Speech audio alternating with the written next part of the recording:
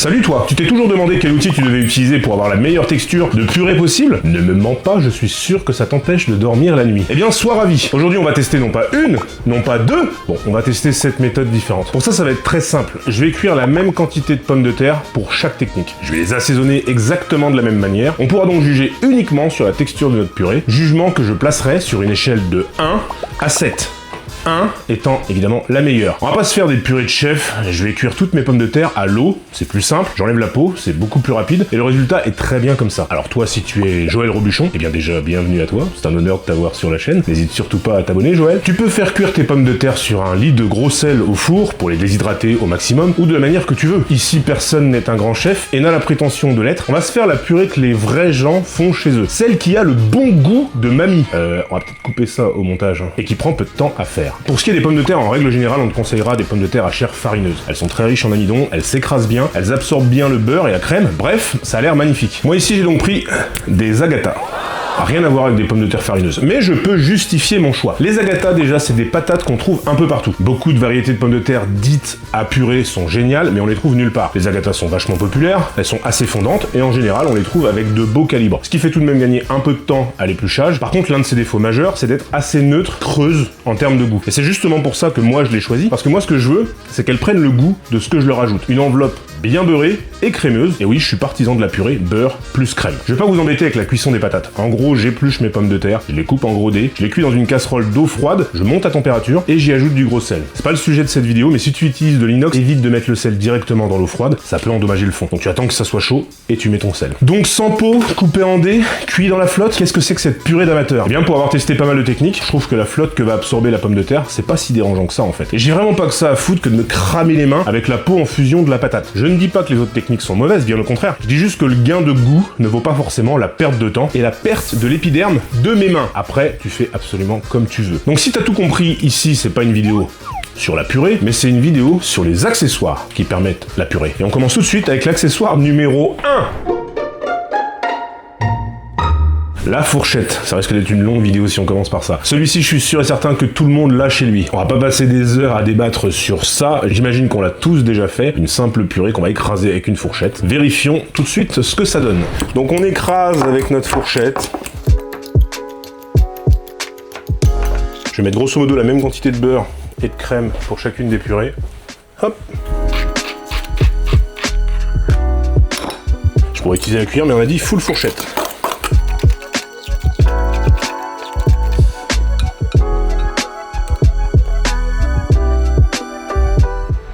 Bah c'est pas si mal, hein. Honnêtement, ça prend 2 secondes, ça coûte le prix d'une fourchette que tu dois avoir chez toi, et on a quelque chose quand même d'assez convaincant, hein. En goût, ça tue. C'est de la purée. C'est excellent. Faut pas que j'en mange trop parce qu'il y en a d'autres à faire. Alors c'est clairement pas la purée la plus lisse, la meilleure consistance que tu puisses avoir. Mais franchement, si tu fais ça avec une méthode comme ça, c'est hyper correct. Enfin, c'est une très bonne purée. Il y a quelques petits morceaux qui vont rester dedans. Forcément, avec la fourchette, tu vas en oublier un petit peu. Mais c'est pas gênant. Ça fait un mix entre une purée quand même. Je dirais, on est à 80% de purée, 20% d'écrasé de pommes de terre. C'est super bon. Je sais qu'il y a des très bons compétiteurs derrière, donc je vais pas le placer très haut. Mais je sais qu'il y a peut-être aussi potentiellement une des méthodes qui est nulle à chier. Je vais garder la 7ème place. Je vais placer la fourchette au niveau 6 sur mon tableau. C'est un classement qui pourra évoluer. C'est déjà très bien. Mais je sais qu'il peut y avoir des trucs moins bien que la fourchette, donc je conserve le niveau 7. On passe tout de suite à l'accessoire suivant. Du coup, accessoire numéro 1, c'était déjà une belle surprise. Du coup, accessoire numéro 2, le tamis. Alors moi, si j'ai ça à la maison, c'est surtout pour enlever les impuretés de mes farces fines de volaille, pour vraiment les passer le plus fin possible. Je sais pas si vous voyez à quel point c'est vraiment très fin. Je pense que c'est peut-être l'accessoire même le plus fin que je vais avoir dans cette vidéo-là. Si tu n'as pas de tamis à la maison, ce qui est totalement logique, parce que ça prend un petit peu de place pour des utilisations relativement mono-usage, tu peux très bien utiliser aussi une passoire. Grosso modo, c'est à peu près la même grille, c'est juste qu'elle est bombée en fait, mais il y a peut-être plus de chances pour que tu aies ça chez toi. Donc ce qu'on va faire, c'est qu'en fait, on va passer nos pommes de terre dessus, et ensuite on va utiliser une petite corne assez souple pour venir frotter dedans et presser la purée à l'intérieur. Il y a des gens qui l'utilisent pour la purée, moi je l'ai jamais fait, mais je suis persuadé que ça va très bien fonctionner. On va le tester ensemble, let's go.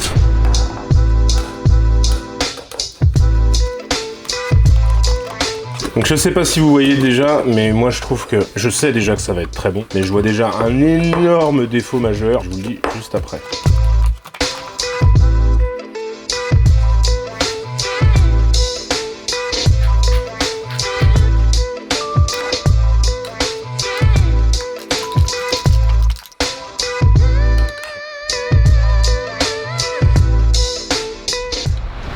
Là, on est déjà sur des très très hauts niveaux en termes de texture. C'est extraordinaire. Moi, j'adore. Hein. Enfin, j'adore la purée bien... bien onctueuse comme ça. Donc là, pour le coup, effectivement, forcément, on n'a plus aucun morceau. Donc le résultat est excellent. Je disais, il y avait un défaut. Vous voyez plutôt, Temaleta du Tami. Alors c'est normal, et pour avoir déjà nettoyé ça, c'est un petit peu relou. Je sais pas si ce modèle il passe à la machine, mais dans tous les cas, il y a encore beaucoup de purée à l'intérieur. Si tu passes ça au lave-vaisselle, tu vas foutre tous ces résidus à l'intérieur. Donc moi je pense qu'il faut vraiment le nettoyer. Donc ce que je fais, c'est que je prends la petite douchette de mon lavabo, je passe dessus, ça enlève la majorité. C'est peut-être le défaut en fait de ces techniques-là, c'est que c'est cool. C'est un peu plus long à faire qu'avec la fourchette, même si le résultat est meilleur, mais tu dégueulasses vraiment. C'est un petit peu chiant à nettoyer, faut le faire tremper, enfin bref. Tu peux chercher de l'or après aussi sinon. Oh la vache, une pépite! Honnêtement, le résultat est déjà très haut. Je pense qu'on est vraiment, on se rapproche du plus de ce qu'on peut avoir, de la meilleure purée possible. Donc j'ai toujours mon petit classement. Je pense qu'on peut avoir mieux en termes de praticité et de nettoyage. Donc sur ma petite liste là, je vais le mettre deuxième. C'est déjà un très très bon niveau parce que franchement la texture de la purée elle est vraiment excellente. C'est super bon. Accessoire numéro 3. Le fouet, il est étrange, mais pourquoi pas. Et on va y mettre un petit peu d'huile de coude. Et on va vérifier si ça marche. Je pense que ça marche, mais on n'aura certainement pas la texture qu'on avait juste avant. Par contre, on est quand même nombreux à avoir cet accessoire à la maison. Donc ça évite un achat qui pourrait être inutile si on a un très bon résultat. Vérifions. Je vais l'aider un peu, je vais mettre la crème et le beurre directement pour bien l'incorporer. Je mets toujours la même quantité de crème, la même quantité de beurre. On pourrait être bien entendu plus généreux en beurre ou en crème. Encore une fois, ce n'est pas une vidéo sur la purée, même si elles sont très très bonnes. Allez, on vérifie.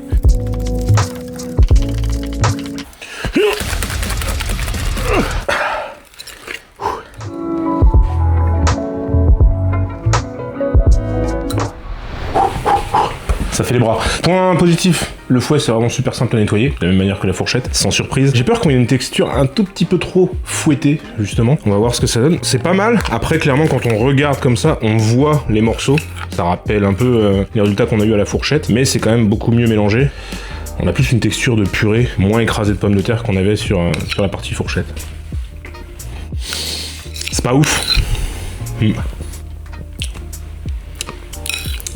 Je sais pas trop comment l'expliquer. Le côté fouetté, en fait, ça vient rapporter un côté un petit peu trop pâteux, trop émulsionné. Quelque chose qu'on cherche pas forcément dans la purée, on veut quelque chose de crémeux, de lisse. Et donc là, c'est un petit peu décevant. On a moins de morceaux qu'avec la fourchette, mais du coup, on comprend pas pourquoi les morceaux sont là. Alors que sur la fourchette, en fait, c'était plus équilibré, plus homogène. Du coup, je trouve ça moins bien que la fourchette, mais j'irai quand même pas le mettre en 7ème position. Et je vous expliquerai pourquoi. Ce que je vais faire, c'est que le fouet va venir prendre la place de la fourchette. Le fouet se retrouve en 6. Et la fourchette remonte d'une place en 5ème position. Parce que pour le coup, en termes de goût, gustativement parlant, la fourchette c'était meilleur. Même si c'était moins lisse, ça apporte plus, je trouve. Donc le fouet, pour l'instant, pas ouf. Accessoire numéro 4. Le presse-purée manuel. Donc là, on a des gros trous, une poignée. Donc ça, c'est un accessoire full en inox qui vient de chez Christelle, une marque que j'adore. Et l'avantage en fait de ce matériel-là, c'est qu'il est beaucoup plus cher que la plupart des presse-purées manuelles qu'on va trouver. Mais putain, qu'est-ce qu'il est costaud. Parce que pour ceux qui ont déjà ça, moi je suis un peu un bourrin. J'en ai déjà pété un sacré paquet. Pour prouver mes dires, j'en ai un autre ici, qui est pas du tout pareil. On a vraiment plein de trucs différents. Ça, c'est plus un truc pour faire de l'écrasé de pommes de terre. Ça marche plutôt pas mal, je veux pas vous mentir. Mais en termes de qualité de fabrication, c'est vraiment de la merde. Honnêtement, je pense que j'ai acheté ça sur Amazon. Ça se désolidarise de partout, ça se balade. Quand t'es en train de presser de la purée, qu'est-ce que c'est chiant. Donc, ça fait le taf. Ça coûte quand même une vingtaine d'euros, je crois, si je dis pas de conneries. Ça doit coûter une quarantaine d'euros. Ça fait peut-être 2 fois le poids. Ça bouge pas, c'est hyper solide.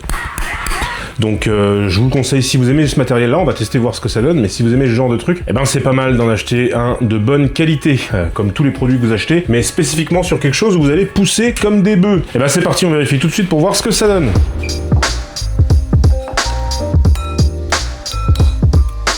J'ai l'impression d'être une cantinière.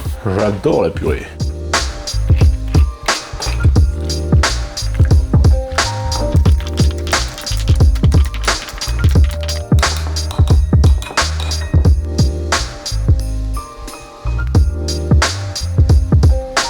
Bon, premier point fort, c'est extrêmement simple. C'est extrêmement simple à nettoyer. Tu passes un coup sous la flotte, un coup d'éponge avec un peu de produit, c'est propre, c'est vraiment super pratique. Très bien, ça se range assez facilement, ça prend pas trop de place. Donc ça, c'est plutôt cool. Maintenant, on va voir ce que ça donne en termes de résultats. Donc c'est assez rapide, ça prend pas non plus un temps fou. Je pense que vous avez peut-être pu le voir sur le plan juste avant. On a quand même une espèce de marbrage. On va avoir une purée qui est très onctueuse, mais on a quand même quelques petits morceaux qui se trouvent à l'intérieur. Donc je vais voir ce que ça donne en bouche. toujours aussi bon. Bon, c'est les mêmes patates, c'est le même assaisonnement, donc en termes de goût, ça changera absolument rien. Donc c'est pas mal, mais par contre, en termes de texture, on est clairement en dessous du tamis. Le tamis qui, pour le coup, jusqu'à maintenant, franchement, c'était vraiment extraordinaire comme résultat, parce que ça fait pas trop mixé, mais en même temps, ça fait pas, y a pas du tout de morceaux. Ça, c'est vraiment très cool. Autre chose que j'ai oublié de dire sur le tamis tout à l'heure, que François, mon caméraman, m'a rappelé, c'est que l'un des avantages du tamis, en fait, c'est que vous pouvez éventuellement utiliser la corne pour pouvoir frotter tout en conservant la peau des pommes de terre. Donc on parlait au tout début dans l'intro que c'était chiant de se cramer les mains avec des pommes de terre à peau chaude. Et ben avec le tamis, en fait, ça va conserver la peau, ça risque de pas la faire passer à travers. Donc ça, c'est plutôt cool, un point de plus pour le tamis. Tamis la peau. Et merde. Donc c'est cool. J'aime beaucoup, c'est très bon, c'est très pratique. Si vous hésitez entre conserver juste votre simple fourchette ou avoir un petit presse-purée comme ça à la maison, prenez un presse-purée, ça coûte pas grand-chose, ça vaut vraiment le coup, c'est un truc que vous pourrez utiliser pour plein d'autres choses, notamment, j'en sais rien, par exemple sur du beurre, si tu veux faire une pâte sablée ou du crumble, tu peux écraser ton beurre pommade pour l'incorporer à la farine et tout, ça peut être assez pratique. Donc c'est pas un outil mono-utilisation, mais il faut savoir que c'est juste quand même en deçà pour le moment de ce que propose notre fameux tamis. Donc, mais c'est quand même très bien, c'est mieux que le fouet, c'est mieux que la fourchette, c'est moins bien que le tamis, et je pense qu'il y a d'autres accessoires qui vont peut-être être meilleurs que lui, donc je vais le placer en 4ème position sur les 7, ce qui est une place très honorable. Dans tous les cas, en fait, pour le moment, tout ce qu'on a fait, c'est quand même relativement bon, en fait, donc vous emmerdez pas trop. Après, derrière, si tu veux vraiment une très bonne texture, il y a quand même des accessoires qui sont bien meilleurs que les autres. On a vu le tamis, et on va voir l'accessoire suivant.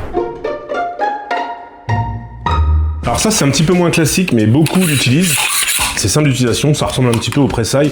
Seul bémol, c'est assez petit. On peut pas mettre énormément de pommes de terre à chaque fois qu'on va l'utiliser. Mais en même temps, s'il était plus gros, ça serait un peu chiant à ranger. Donc là, ça prend quand même pas beaucoup de place. Alors, ce modèle-là, j'ai du mal à en trouver dans les magasins par chez moi. Donc j'étais obligé de le commander sur internet. C'est une marque un peu pourrie avec toute ma sincérité. J'aimerais bien voir si des marques un peu plus qualitatives font ce genre de truc parce que je pense que sur le long terme, ça va mal vieillir et c'est un petit peu dommage. Donc il y a plusieurs disques. Celui-là, c'est le plus fin et c'est celui-là que je vais utiliser, qui sera un tout petit peu plus gros que ce qu'on avait avec le tamis. Mais il faut savoir que sur ce genre de matos, on peut avoir aussi d'autres grilles qui sont interchangeables, qui peuvent se mettre, donc soit si tu veux une texture un petit peu plus épaisse, ou alors je crois que même avec certaines grilles, tu peux faire tout ce qui est spätzle, les trucs, les espèces de petites pâtes alsaciennes, tu mets ta pâte là-dedans, t'appuies dessus, ça vient couler et ça vient les mettre dans la flotte directement. Donc c'est assez cool pour le coup, c'est un peu multi-usage aussi, quitte à faire du pressage de quoi que ce soit, tu peux faire presser un petit peu tout ce que tu veux, pas forcément que des pommes de terre. Donc on met la grille la plus fine et on teste.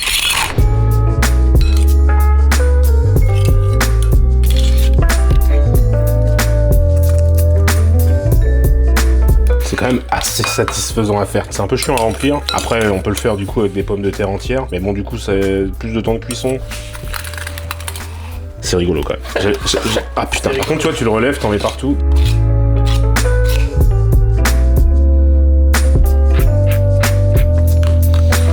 Je l'ai pas dit, sur mes purées, moi j'aime bien rajouter de la noix de muscade, des herbes de Provence, des fois du piment d'Espelette, un peu ce que vous voulez en fait. Là, on va pas s'emmerder, on fait une purée vraiment hyper simple, classique, mais vous êtes pas filmé devant une caméra, vous faites ce que vous voulez à la maison. Si vous voulez mettre du chocolat dedans, faites-le, si ça vous fait kiffer.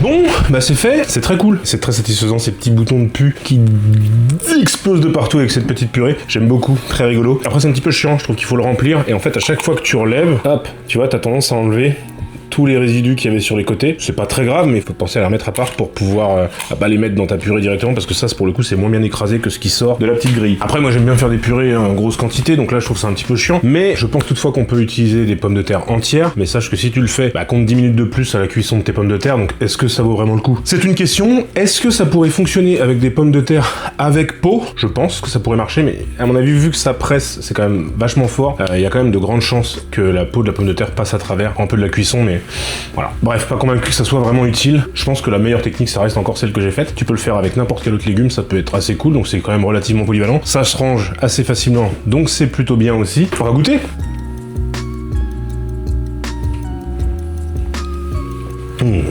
Honnêtement, la texture, elle est merveilleuse. En tout cas, moi, ce que j'attends d'une texture de purée, c'est lisse, c'est aérien. Je pense que le fait de le presser, ça conserve quand même un petit peu d'air à l'intérieur, ça fait pas très gras, pourtant c'est exactement le même assaisonnement, la même quantité de beurre et de crème que toutes les autres recettes, mais c'est un peu plus Voluptile, c'est un mot que j'essaie de placer dans mon vocabulaire courant depuis à peu près 5 ans. Donc c'est vraiment très très bon. J'ai l'impression que ça ajoute un peu plus d'air que la version avec le tamis, donc la texture est à peu près similaire, mais je trouve ça meilleur que le tamis. C'est un peu moins chiant à nettoyer, t'enlèves le petit disque, un coup de nettoyage et tout, c'est quand même assez pratique. Le presse-purée à pressoir, on va le passer en 2e position, et on va redescendre le tamis en 3e, ce qui est quand même un très bon classement. Et le tamis aussi peut servir à d'autres choses, mais en fait le problème c'est que les autres choses qui sont utiles avec le tamis sont peut-être pas très utiles pour la majorité des gens. Alors que là, le presse-purée à pressoir, je vois plein d'utilisations où tu peux l'utiliser dans plus de préparation, je pense, que le tamis. Donc ça joue sur quelques petits trucs, c'est assez équivalent en termes de texture. Je mettrai le presse-purée pressoir, putain, t'as compris, je mettrai le presse-purée pressoir juste au-dessus. On passe à l'accessoire suivant. Le moulin à légumes, ça c'est mon bébé. C'est mon préféré. Je vais pas du tout être légitime parce que j'adore ce truc et je l'utilise vraiment depuis très très longtemps. Et c'est comme ça que mamie elle faisait ses purées. Donc c'est un peu une petite Madeleine de Proust. Pas celui-là du coup. Mais j'adore. J'adore le principe, j'adore l'idée du truc, j'aime l'outil. Je trouve ça très chouette. Pour le coup, celui-là, je me le suis acheté spécifiquement pour cette vidéo-là. Donc c'est un magnifique de chez Christelle aussi. J'adore cette marque. C'est une marque française qui a plus de 200 ans. 200 ans cette année en tout cas. Donc j'aime beaucoup ce matériel. Et sinon, en fait, moi j'avais déjà un truc qui est français aussi, en plastoc. C'est de la marque Guillouard, je ne connais absolument pas. C'est pas mal, mais ça a tendance à gratter un petit peu. Ça fait très bien le taf, mais je trouve que le plastique, ça se déforme un petit peu. Donc quand on met des produits chauds, notamment dedans, c'est pas forcément idéal. Donc ça marche très bien, mais si vous avez l'opportunité de le faire, je vous conseille de prendre de l'inox. Alors pas forcément celui-là, il coûte très cher. C'est un très bel accessoire que je vais garder pendant des années et que j'espère pouvoir donner à mes enfants et leurs enfants. Mais sinon, sachez que ce type de moulin à légumes, ça doit coûter dans les 30-40 euros. Celui-là doit coûter dans les 15-20 euros, puisqu'il est en plastique. Là, on est plus aux alentours de 80-100 euros, mais c'est un inox exceptionnel et c'est une marque que j'affectionne beaucoup. Faites ce que vous voulez avec votre argent. Pour moi, c'est l'outil vraiment indispensable pour pimper un peu toutes tes purées. Et ce, peu importe le ou les légumes que tu utilises. C'est un petit peu chiant à laver, c'est un petit peu chiant à ranger. Donc si je suis vraiment légitime, si le résultat est exceptionnel, il pourrait se trouver en première position. Mais si je suis très légitime, je vais me rendre compte quand même que c'est pas hyper pratique à ranger et donc il devrait perdre des places. Mais bref, allons l'utiliser tout de suite et vérifions ce que ça vaut. Donc, quand même, un petit point fort avant de commencer. Je viens littéralement de mettre un saladier entier dedans et j'ai encore de la place. Donc c'est quand même assez pratique à utiliser. Et ensuite, on mouline. Ça se permet de mettre un petit torchon en dessous pour éviter que ça glisse trop.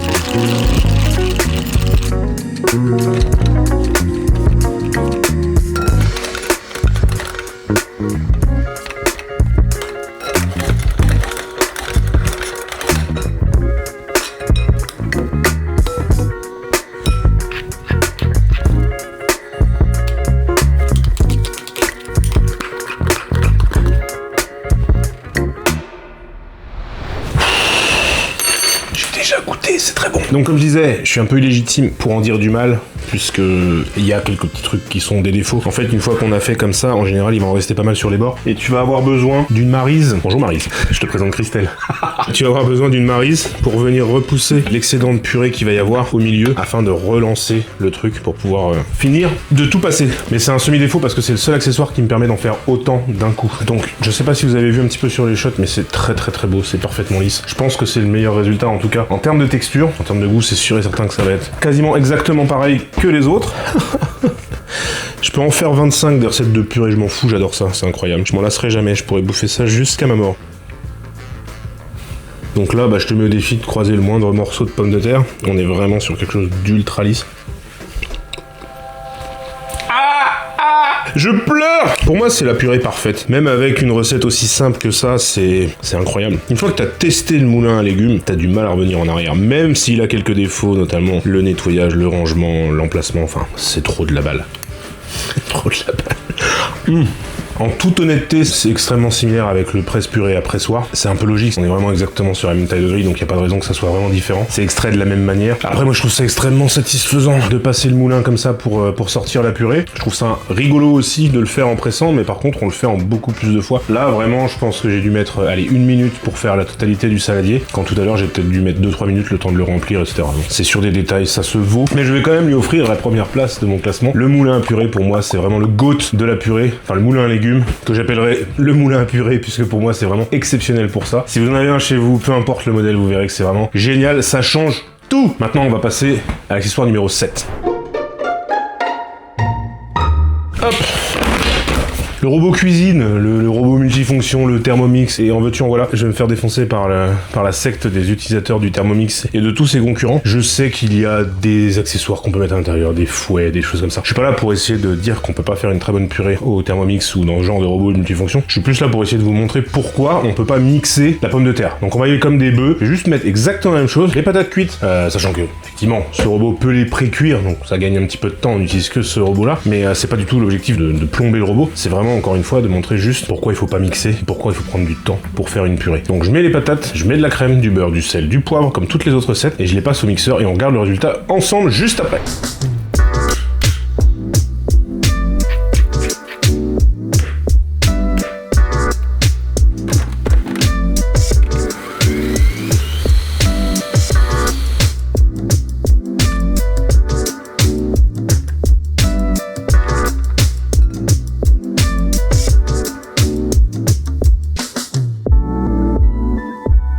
On dirait une pâte à gâteau.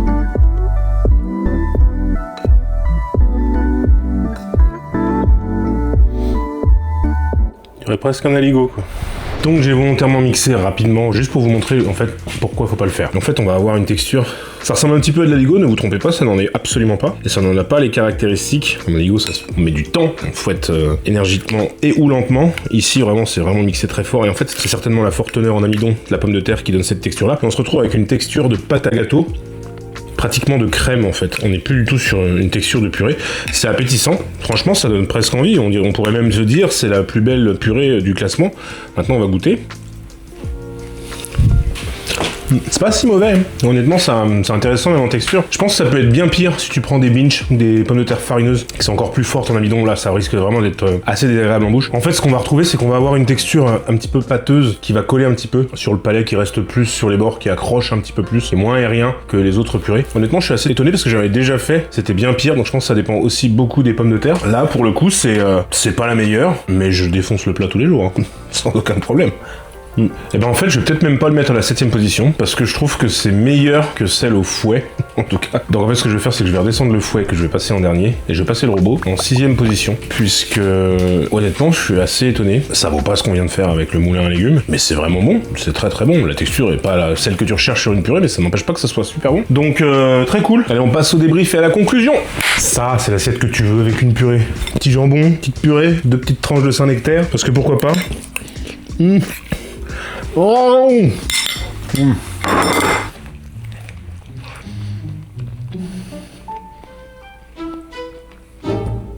Ah, t'es gros ça te le jambon. En réalité le bonheur c'est quoi? C'est un petit peu de jambon et beaucoup d'amidon. C'est vraiment très satisfaisant une petite purée, c'est excessivement bon, réconfortant. Mais ça on le savait avant de commencer la vidéo. Donc je te remets le classement selon moi qu'on vient d'établir. Et donc selon moi encore une fois le grand vainqueur c'est le moulin à légumes. Mais si je suis extrêmement légitime, je pourrais le placer sur la première marche du podium avec ça. En termes de texture, je pense qu'on va bien voir là. Les grilles sont exactement les mêmes. Donc on sort exactement le même produit des deux. La différence elle est quand même assez notable. Regarde la taille du récipient pour pouvoir mettre la quantité de pommes de terre que tu veux. Donc pour moi c'est quand même vachement plus pratique parce que quand on fait de la purée c'est un petit peu long, ça prend du temps. C'est pas fait pour faire une assiette. Donc là c'est bien, on peut le réutiliser plusieurs fois. Mais je trouve ça quand même plus pratique de pouvoir le faire directement en une fois avec le moulin à légumes. Donc mon cœur va par ici. Ma raison les place tous les deux en haut du podium. Ensuite le tamis, on avait eu un résultat quand même assez cool. Ça prend vraiment pas beaucoup de place à ranger. Bon il faut une petite corne quand même pour pouvoir le mettre. Et puis c'est quand même particulièrement fin. Donc assure-toi que tes pommes de terre soient quand même bien cuites. Si t'as des pommes de terre qui sont un petit peu trop dures, tu risques d'avoir beaucoup de mal à le passer dedans. Donc c'est très bien, ça marche très bien. Il y a des tamis qui existent qui sont beaucoup plus gros, donc on peut faire vraiment une grosse quantité. À vérifier, mais je crois qu'effectivement qu'on peut mettre avec la peau des pommes de terre, donc ça serait un avantage supplémentaire. Et le résultat final est excellent, donc très très cool. Ensuite,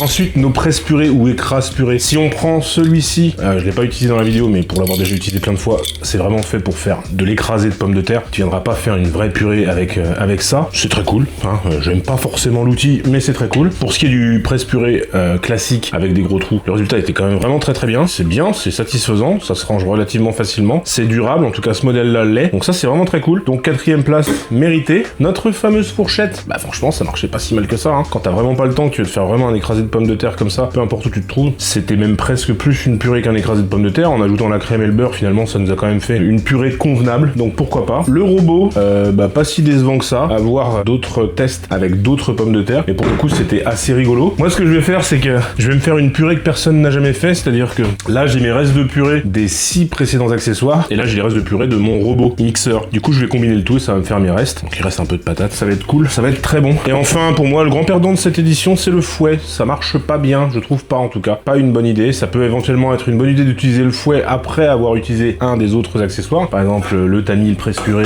ou même le moulin à légumes. Après, tu fouettes éventuellement, mais pas vraiment d'intérêt. Je préfère utiliser une maryse. Après, est-ce qu'il y a vraiment des gens qui utilisent un fouet pour faire une purée? J'en sais rien. Mais je trouvais ça rigolo de pouvoir faire le test. Voilà, bah écoute, moi, cette vidéo va s'arrêter ici. J'espère avoir réussi à répondre à la question qui t'empêche de dormir depuis des mois. Moi, en tout cas, c'était le cas. Je voulais vraiment faire ce test. Dans les faits, en fait, on se rend compte qu'avec des bonnes pommes de terre, un bon temps de cuisson, d'ailleurs, temps de cuisson, assaisonnement, aliments, je te mettrai tout dans la description, comme ça, si tu veux pouvoir voir comment je les ai faites. Mais finalement, on se rend compte que, une purée, c'est vachement bon. Et en fait, que peu importe l'outil, on arrive quand même à avoir quelque chose qui est très très bon, avec des textures qui peuvent être différentes. Et ça peut varier aussi en fonction des goûts. Bref. Mangez de la purée, c'est exceptionnel. Faites-la vous-même, pas les sachets à la con qu'on réhydrate avec du lait. Et prenez soin de vous. Bonne app!